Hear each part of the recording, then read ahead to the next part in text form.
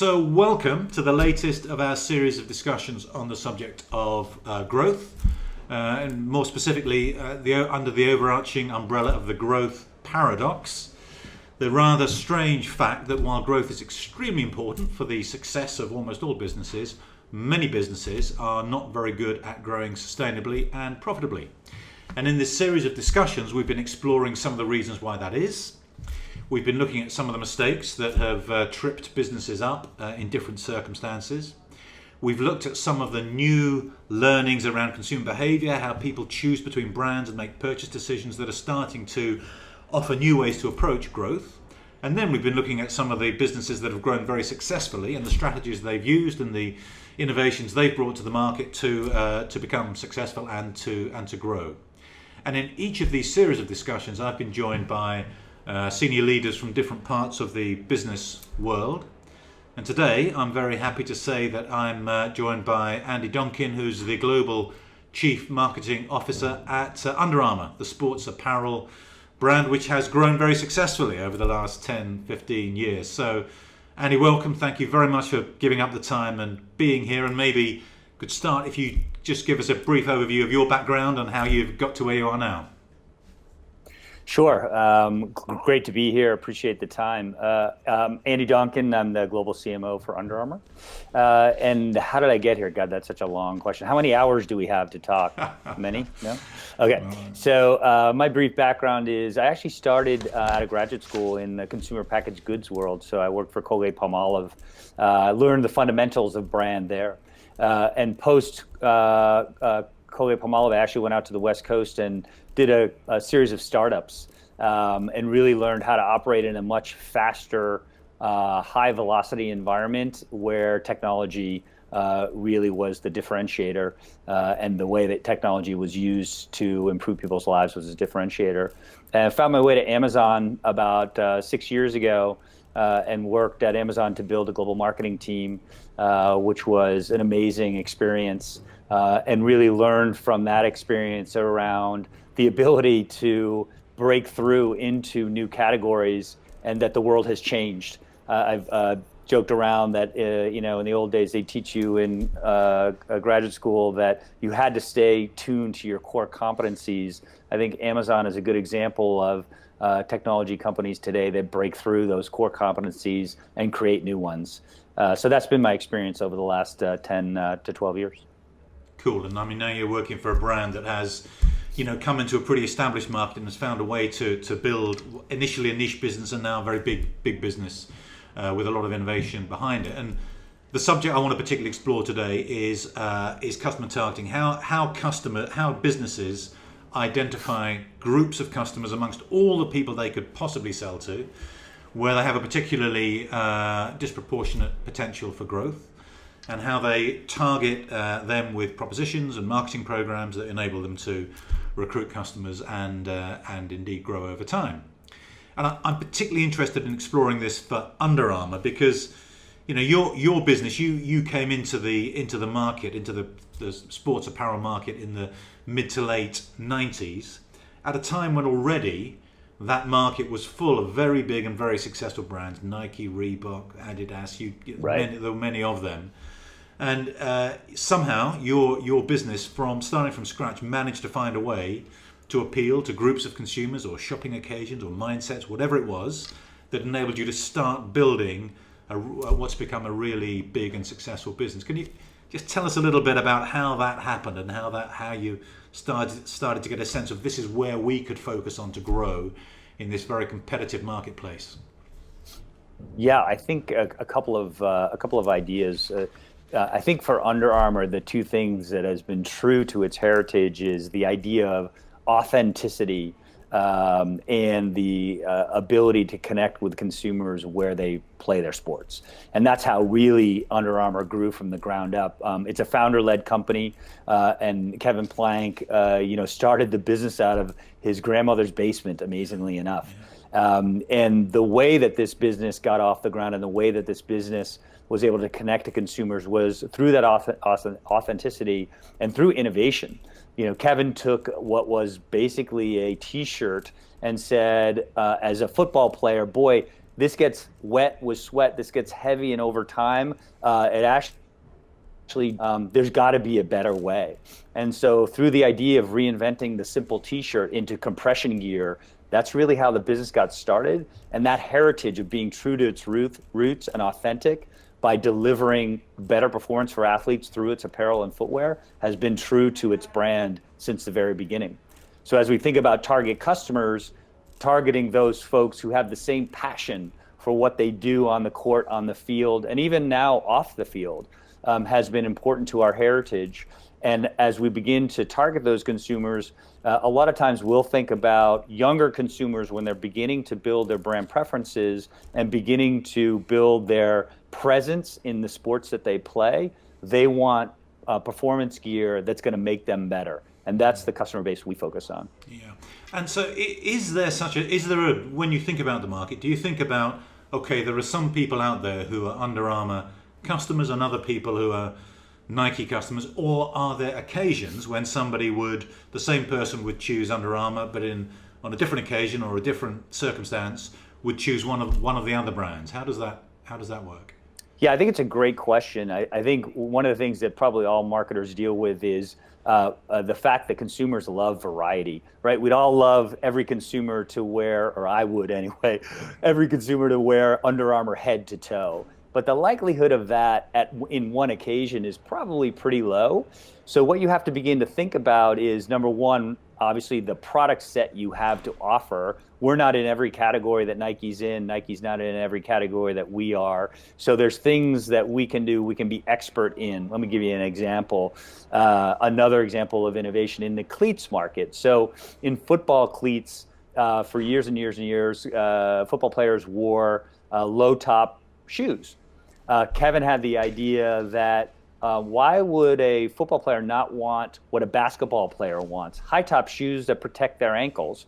And the high top was invented for football by Under Armour. So that was a thoughtful experience with a very targeted group of consumers, those who play football, and creating an authentic innovation that differentiated us from the Nikes of the world. So back to your question in terms of how we think about differentiating a Nike customer from an Under Armour customer from an Adidas customer, part of it is that ability to focus on a particular category where you can be expert and have an expert insight. Part of it is the tone and nature of your brand. We tend to appeal to a younger consumer. Again, somebody who's starting to get involved in team sports, someone who wants to improve their performance on field. And certainly in our history, less so on what happens off field. Although what's very interesting, your audience might find interesting, is like all big brands and like all big categories, we're seeing this change where target consumers are starting to be as concerned about what they wear off the court as what they wear on the court. So the trick for us for targeting customers is begin to think about, I still have to have passion for my on-court performance and what I wear on court, but then that same passion carries over to looking great once I'm off the court. And for us, the challenge is how do we make those two things work without diluting the brand? And to do that, do you need to find a way to carry the sort of the technology and the innovation, which is at the core of where the brand came from? Do you need to find ways to carry that into apparel items that are less obviously performance related and a bit more leisure related? You need to do that. Yes, absolutely. I think, again, to be true to our brand, in the end, the big statement for us is we have to be authentic. So even as we move into off the court activities, we have to figure out how are we authentic to that consumer's life. What's interesting for us, again, thinking about target customers, is we have a little bit of a differentiator versus the big competitors in our market through our connected fitness product. And the connected fitness product gets into everything from, yes, my on-field performance and how did I play, to my health and wellness. How is my nutrition? Am I sleeping well? Those things become part of not an on-field activity, but an off-field activity. But it's about me getting better as an athlete, because if I sleep better, if I eat better, if I hydrate better, that's going to make me a better athlete. And for us as a brand to be able to inform the customer about that makes us more authentic, makes us more relevant to their lifestyle. Yeah, and it's interesting because that's for people who don't know. Your business has made some fairly significant acquisitions in that space, haven't you, in the We last have. few years, where you've said, right, we're going to acquire businesses that can provide that type of information to our consumers, so they can map their performance, they can map their lifestyles. I notice as well you've got a partnership. You've got a partnership with IBM, haven't you? In really getting into cognitive computing and all sorts of sophisticated things that I guess will enable you to understand your consumers' lives even better. You talk a little bit about how that side of what you've done has developed. Yeah, great question. So IBM, we really use them for the Watson relationship. So your audience is probably very familiar with the Watson product. If they watch Jeopardy, they probably love Watson because it was a participant and actually beat a human, which is very scary in that program. Yeah. But what we use Watson for is to provide insights to the Connected Fitness membership about how they can sleep better, about how they can perform better. So again, this is this intersection of technology and apparel and footwear that's going to continue to grow. And so I know this discussion is around targets, which makes it very interesting to us in terms of, hey, there's the ways to use data to inform your targets about their health and wellness. And so Watson is an example of that. You can think about other things, Siri in Apple, the ability to use voice recognition technology to search for nutrition, to search for better ways to work out, right? And that could be both text, or that could be through helping you find videos in YouTube that helps me train better. So this intersection of the technology world and the apparel world is already here, and it's only going to get bigger, and it's going to allow us to provide much more personalized experiences to our target base because we learn much more about them as they interact with our technology. And it seemed to me when I was looking at that those acquisitions and that side of what you do is almost an extension of the targeting philosophy, and that you've got a group of consumers, your core group of consumers, and I think I'll be right in saying are probably a bit more serious about sport than the average, and therefore are going to be that little bit more interested in getting that sort of data on their lifestyle. So in a way, the targeting and the reality of the people that you sell to has driven some of that development in your proposition. Would that be right? Yeah, it is right. But what's interesting is it actually widens the lens of our potential targets. And I talked a little bit about it as it relates to nutrition. So you might imagine that the person who might be looking for diet recommendations to eat better, to lose weight, could be a little bit different than that high school athlete who's looking for performance gear that's going to make them perform better. Yeah. Now, in the end, they both have the same macro benefit, and that's to have better health and wellness and perform better overall. As we target, right, we would look at that person who's looking for nutrition information and provide them with different information about how they potentially, say, could lose weight, could sleep better, than that person who it wants to run. In terms of our ability to widen the target base, it's actually gotten wider with the data technology, because we have 200 million or getting close to 200 million registered users on our Connected Fitness platform. So as you might imagine, there are many, many sub-targets within that broad registered user base, and many different motivations and desires in terms of what information they're looking for. And is there a danger in that, though, that given where the brand comes from, and given that you've got a particular profile of users and consumers that have been very successful for you, is there a risk that if you almost evolve too far into a brand that's equally suitable for people who are not particularly interested in sport at all but just want to lose weight or something, that starts to dilute the very things that have made the brand successful and differentiated it from the other major brands in the first place? Yeah, it's a great call out. That is the danger, and you can. There's plenty of bodies on the road of brands that have tried to expand their user base and end up meaning nothing. And so it's the old saw of you can't be everything to everyone. Now, the interesting thing as you kind of look forward, and especially for me as I come from a very data-centric kind of background, is that's why you can't be inauthentic to your brand and who you are. I think it's less about expanding what the brand means but more about thinking about what the brand stands for and who it relates to. So even that 200 or close to 200 million registered users that might be on our connected fitness base, in many cases, I may not even message to a broad group because I choose not to through the Under Armour brand.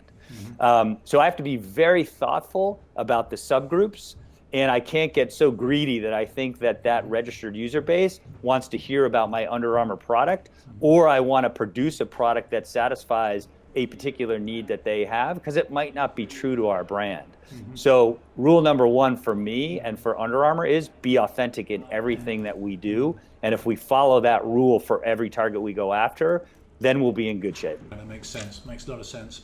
So let's just take the conversation into the marketing of the brand then, and the way that you use that targeting philosophy, but also I'm interested in your use of data, because clearly you're a business that makes great use of data in the way that you target and decide which messages go to which people. Talk a little bit about how you've taken that targeting philosophy and translated that into marketing strategy for the brand. Sure. I think there's a couple of pretty straightforward examples. So as you might imagine, one would be on the email side, right? So we're able to, using differentiated messaging to that user base, the more we learn about their desires in terms of what they like, what they don't like, we can then craft and customize messages about products or services that are more relevant to them. Number two, many of your audience knows about retargeting. Retargeting's been around for a while, but it's getting more and more sophisticated about how you can actually look at the types of things that people are interested in and make sure that that message is customized for them. I think the third way is, from a data perspective, is being very, very thoughtful about how you data mine. And that data mining is really not about identifying any one individual, but identifying aggregated groups of targets that you can speak to in the same manner. That could come through email, it could come through retargeting, as I mentioned, it could come through even old style methods of, hey, they shop all the time at a physical store, so I'm actually going to drop direct mail to them because that's what they respond to better. And it's very interesting for me, being in technology for many, many years, is for the first time in a long time, probably since I was at Colgate, I've got folks who like to shop in physical retail. So we really have to think about a very differentiated experience in physical retail, because there's some folks who that's just the way they like to shop. They enjoy the experience, they enjoy the physical, even social aspects of shopping at a physical store. So I have to think about how I actually engage with those customers at a physical level, which means I have to completely differentiate my marketing at that retail store, because we have brand stores that are Under Armour stores. You have our product that might be in Macy's. You have product that might be in Dick's Sporting Goods. Each one of those customers is a different customer segment, and we have to build out our marketing messages at the physical level to match even what we do online. Yeah. And it seems to me that you've got an unusually sophisticated sort of data set on your customers. Are you able to target messages not just by consumer, but by sort of life stage, or can you identify the points where people are moving from potential demand for one set of products to potential demand for another set of products, and understand that through some of the increasing amounts of data that you're generating on how their fitness regimes work and what have you? You can, to some extent, and to be clear, we're very, very sensitive about the privacy of our customer data, and so we never violate that trust. I think that's why we look at aggregations as opposed to individuals. But you begin to build hypotheses about how people interact with your product. So, for example, a customer group might begin to interact with Under Armour through the compression gear. So they know us for that. They like how it fits on them. They like how it performs. And then the next question would be, okay, now that you've tried compression gear, what would be the next logical product for you to begin to wear or begin to put on your feet? And so that's changing all the time, because as we introduce new products, we'll take an example like the Curry 3 product that we introduced 6 months ago. That was kind of a follow-up to our big entry into the basketball category.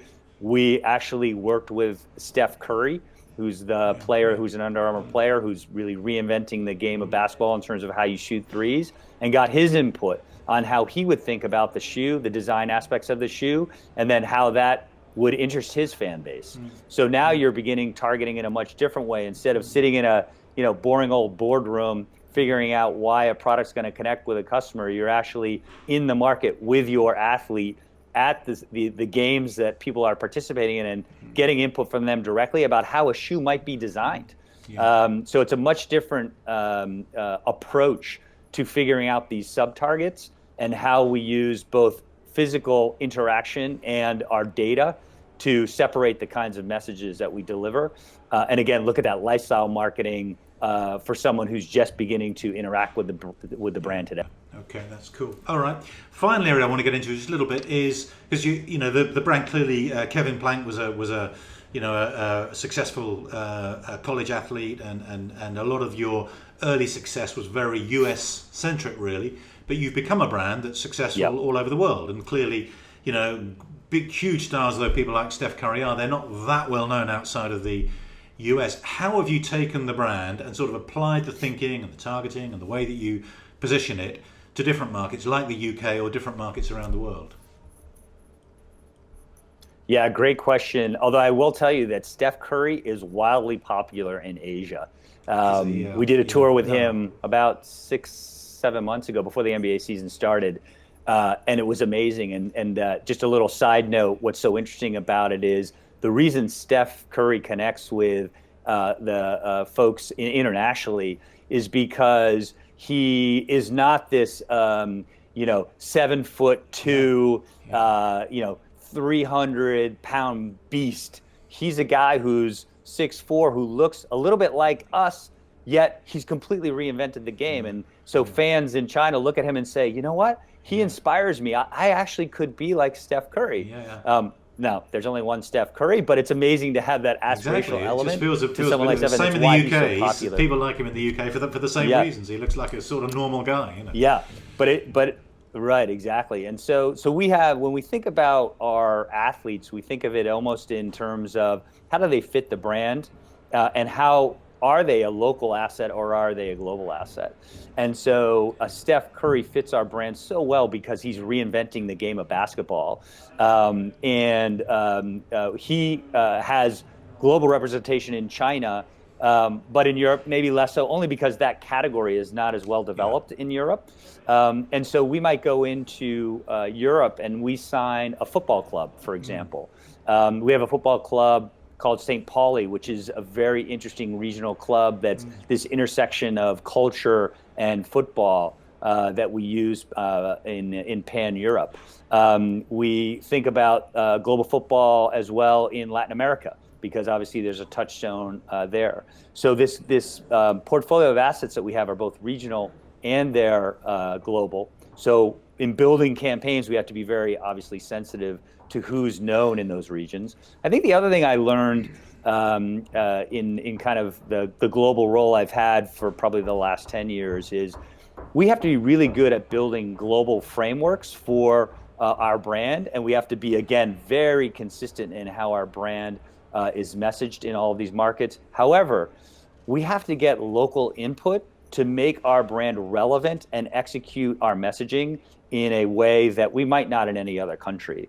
And it's true in terms of, again, we talked about basketball versus other categories in Europe, specifically run, which I was just in Europe last week, and we were talking about Steph and how big he is, but the basketball category not being developed. What we really have to do is develop a running shoe message, because we have great running shoes, because there's such a running culture in Europe. And then we get down to the local level, like a Germany, and we say, well, in Germany, we have to be very oriented on our technology features, because Germans tend to have the attitude of, prove it to me, right? I need to be, I'm skeptical about what you're going to tell me, so I need tangible proof points that product is actually going to deliver on what you say it is. In UK, it might be, hey, I need those proof points, but you've got to do it in a humorous way. And that's going to engage me. So each and every market, as we think about our marketing messages, we have to get that local input. What I've loved, whether it's in India, whether it's in China, whether it's in Europe, whether it's LATAM, is building up such great relationships with our local teams and local influencers.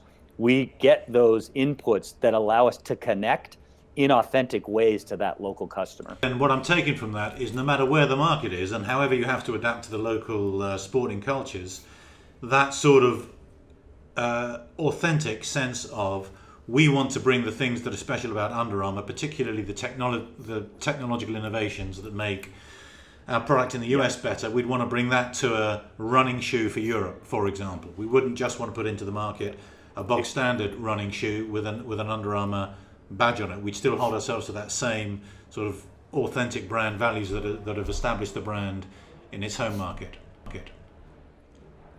Yeah, that authenticity of making all athletes better is what we stand for. Yeah. So every market that we're in, we're going to use that positioning globally, but then we're going to translate it to the local market in terms of product, both footwear and apparel, or the services experience through connected fitness, in terms of what that means to me locally. Great, fantastic. Okay, well, look, I think we're just about out of time, so we'll maybe close it there. But before we do, is there if there's one last thought that you'd want to leave people with in terms of, as people listening to this are thinking about, targeting and finding groups of customers that are right for them and developing propositions to what thoughts would you leave them with from your experience? Sure. I think the good news is that the market is changing so rapidly that the folks who are going to succeed have to operate in a very nimble, fast-paced way, which is fun, which means that the old rules can be broken from a marketing standpoint. And so all the members of your audience, I hope what they're thinking about is, how do I test, learn, and scale so that I'm scaling the big ideas while I actually get out of the ideas that aren't working? So our platform, in terms of being able to experiment in social media and digital media, allows you to test multiple ideas, and that is an amazing experiment, kind of petri dish that you can operate in, and really gives you the opportunity to experiment in broad ways and push the line, go over the line, because as long as you manage the risk, you can make sure that you're not risking too much. It allows you to get insight that you would, 5 years ago even, you would not have been able to get. So be bold. Test, learn, and scale. Don't be afraid of failure, but don't bet the company on every idea that you have. Because those big, bold ideas, those are the ones that are going to reinvent your company. And that can be a hard thing sometimes, can't it? Because failure of any sort can sometimes be difficult for cultures to accept. But the price is, if you don't go for that, then you won't learn. So, Andy, thank you very much indeed. I really appreciate you finding the time. That's a fascinating discussion. There'll be loads of people absolutely digging into that with lots that they want to take out. So thank you very much indeed, and good luck with everything from here on in. Well, thank you. I really enjoyed it. Thanks so much.